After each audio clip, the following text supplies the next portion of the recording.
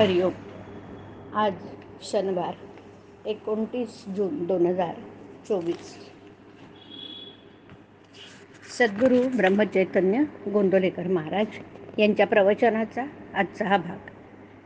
पुण्यतिथी कशी साजरी करावी आपल्याला सांगतात महाराज की सत्पुरुषाची पुण्यतिथी कशी साजरी कराल या दिवशी जो नेम कराल ना तो सतत टिकण्यासारखा असतो.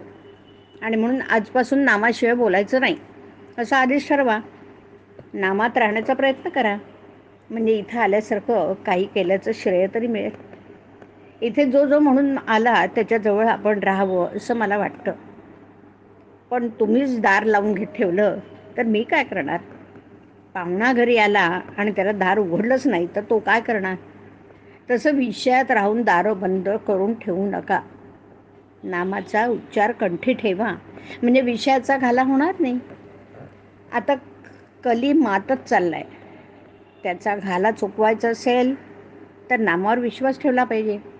कोणीही काही सांगितलं तरी नाम सोडू नका. जसं पाण्याचा मोठा लोंढा चालू झाला की एखाद्या स्थिर झाडाला दोराने बांधून ठेवलेली वस्तू वाहून जात नाही, अगदी तसंच तुम्ही नामाची कास घट्ट धरलीत म्हणजे काळ काही करू शकणार नाही. समर्थाने नामाच्या समासात सांगितलंय तसं नाम हेच रूप असं समजून नाम घेत चला, म्हणजे रूप दिसेल. भगवंत हा आपल्या आतमध्ये प्रगट व्हायला असल्यामुळे नामस्मरणाच्या योगाने तो हळूहळू प्रगट होत जाणं हेच खरं हिताचं आणि कायमचं आहे. डोक्यावर हात ठेवून चमत्कार होणं, काहीतरी तेज दिसणं, दृष्टांत होणं इत्यादी गोष्टी तात्पुरत्या असतात.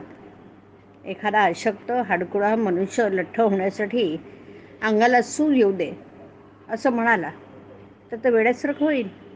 याच्या उलट त्याने नीट औषध घेतलं तर तो कदाचित लठ्ठ होणार नाही, पण त्याचं शरीर नक्कीच घट्ट होईल.